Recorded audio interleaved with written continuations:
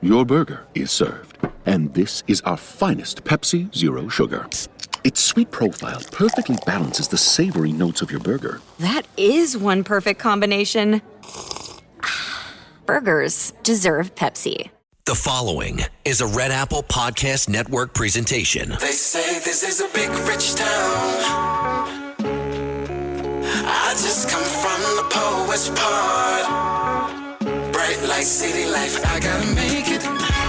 Welcome to Dominic Carter's podcast. This is Dominic Carter's City Hall. Now, here's Dominic Carter. Red Apple Podcast, Talk Radio 77 WABC. You can listen to me, Dominic Carter, Monday through Friday, midnight to 1 a.m. Yes, a Manhattan grand jury has indicted him, but his story in his own words. Marine Daniel Penny says he wasn't trying to choke homeless Jordan Neely to death when he jumped into action after Neely was threatening passengers in that subway car, and Neely with more than 40 arrests on his rap sheet. 1. Daniel Penny disputes the claim that his holding of Neely lasted for 15 minutes and says to those who claim the incident was fueled by race, that is ridiculous. This is my podcast. Let's go.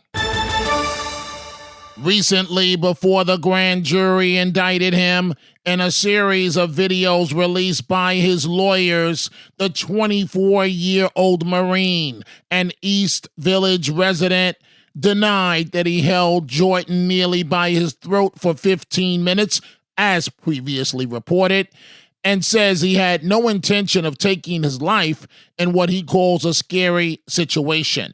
The 24-year-old Marine Daniel Penny is charged with manslaughter after he was seen on video restraining Neely and a fatal chokehold on that F train. Well, I live in the East Village in Manhattan, so I take the subway multiple times a day.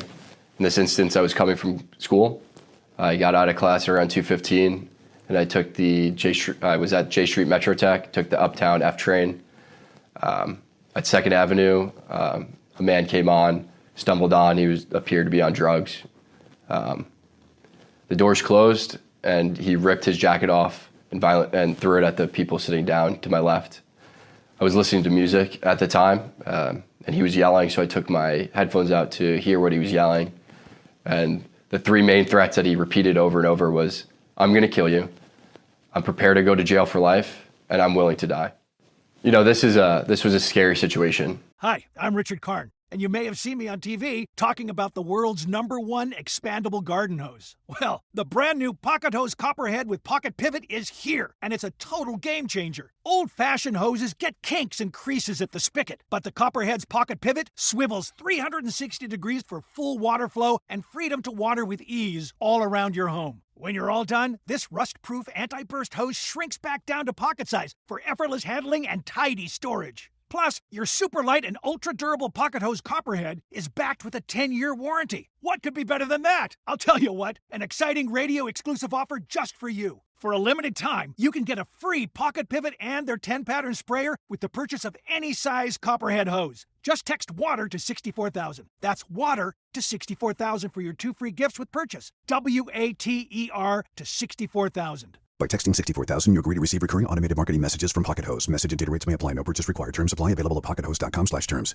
And what Marine Daniel Penny encountered would be scary for anyone, but it's a sad fact of life. With the New York subway system, the problem is getting worse, not better. We don't need any further lectures from pandering politicians that crime is down. The medical examiner said Neely died from compression of the neck, but a toxicology report of what may or may not have been in Neely's system has not been released to the public, and of course that could shed new light on the case and could point to another explanation of his death. The Marine Penny, who is 6'2", notes that he was intimidated by Neely, who was bigger than him, as he yelled in the faces of terrified passengers. The Marine says he could not sit still and potentially watch Neely carry out his threats. Mr. Neely came on. He was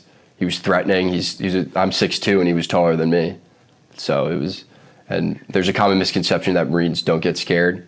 We're actually taught one of our core values is courage, and courage is not the absence of fear, but how you handle fear. And, you know, I was scared for myself, but I looked around, I saw women and children. He was yelling in their faces, saying these threats. I couldn't just sit still. So a Marine does what he was trained to do, and that is protect Americans. Some people say that I was holding on to Mr. Neely for 15 minutes. This is not true. I mean, between stops is only a couple minutes. So the whole interaction lasted less than 5 minutes. Some people say I was trying to choke him to death, which is also not true. I was trying to restrain him. You can see in the video, there's a clear rise and fall of his chest, indicating that he's breathing. I'm trying to restrain him from him being able to carry out the threats. And then some people say that this was about race, which is absolutely ridiculous. I didn't see a black man threatening passengers. I saw a man threatening passengers, a lot of whom were people of color. The man who helped restrain Mr. Neely was a person of color. And then a few days after the incident, I read in the papers that a woman of color came out and called me a hero. I don't believe that I'm a hero, but she was one of those people that I was trying to protect. Again, this Marine who stepped up to help others says he couldn't just sit there and watch. We were all scared. Mr. Neely was yelling in these passengers' faces, and they looked terrified. The reason why there was no video at the start of the altercation was because people were too afraid getting away from him. And the videos didn't start until they saw that situation was under control. I knew I had to act, and I acted in a way that would protect the other passengers, protect myself, and protect Mr. Neely.